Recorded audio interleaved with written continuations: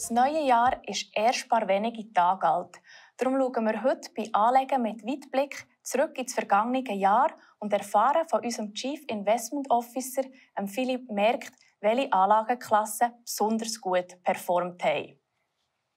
Philipp, ist das vergangene Jahr ein gutes Jahr für Investorinnen und Investoren gewesen? Und wie hat sich das auf unsere Vermögensverwaltungsmandate ausgewirkt? Ja, wenn man es rein aus Anlegersicht anschaut, ist das sicher ein sehr gutes Jahr gewesen. Ich habe das eine Grafik mitgebracht. Darauf sehen wir die dunkelblaue Linie. Das ist unser Referenzportfolio. Das ist das Vermögensverwaltungsmandat Fokus Schweiz und ausgewogen in der Ausprägung. Und das hat durchaus über 7% Rendite eingebracht und das nach Gebühren, was sehr ein gutes Jahr war. Und die andere Linie, die hellblaue, das ist eigentlich das Mandat, das am besten ist gelaufen in diesem Jahr. Das ist Fokus global und kapitalgewinnorientiert in der Ausprägung. Das heisst, es ist praktisch 100% Aktien, also einen grösseren Anteil Aktien drin. Und dort reden wir von über 18% Rendite. Risikofreudigere Anlegerinnen und Anleger haben also stärker profitieren. Wie sieht es im Detail aus? Welche Anlagenklassen haben wie viel dazu beitragen? Auch für das habe ich eine Grafik mitgebracht. Mal versucht, eine andere Darstellung zu machen, welche Anlagenklasse wie viele Renditebeiträge gebracht hat. Und wir sind wieder bei unserem Referenzportfolio, also Schweiz und ausgewogen. Und so vielleicht als Lesehilfe, wenn man ganz links schaut, Aktien Schweiz. Bedeutet 1,6% Beitrag geleistet an die Gesamtrendite.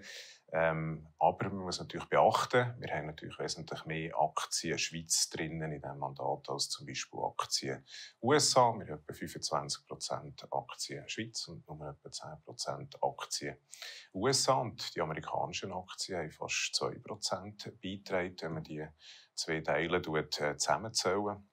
Und wenn wir oben rechts her schauen, ganz grosser Beitrag ist rein von nur 7 Aktien gekommen. Also die Magnificent 7, wie Microsoft, Amazon und Apple, haben einen grossen Beitrag eigentlich an Gesamtrendite geleistet. Auch sehr gut ist Gold gelaufen. Gold, wo wir eigentlich nur einen kleinen Anteil im Portfolio drin haben, fast 30% rendiert und auch gut seit Immobilien Schweiz gewesen. Gibt es auch Anlagenklassen, die weniger überzeugt haben? Ja, von diesen Anlagenklassen, die wir einsetzen, eigentlich praktisch alle gut rendiert in diesem Jahr.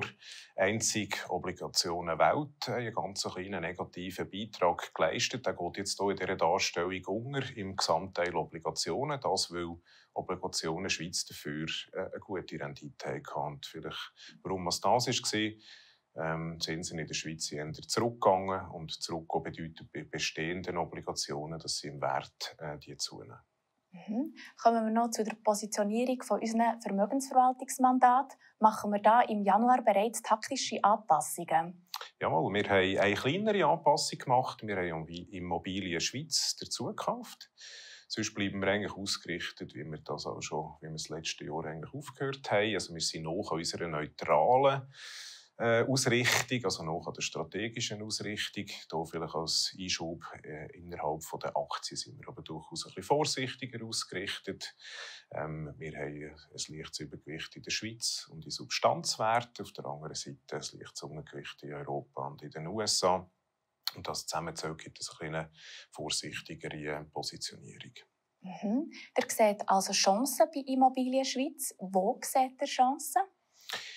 Ja, das sind mehrere Gründe, warum wir dort Chancen sehen. Auch für das habe ich eine Grafik mitgebracht. Wir sehen hier einerseits das Bevölkerungswachstum in der Schweiz. Das ist nach wie vor hoch.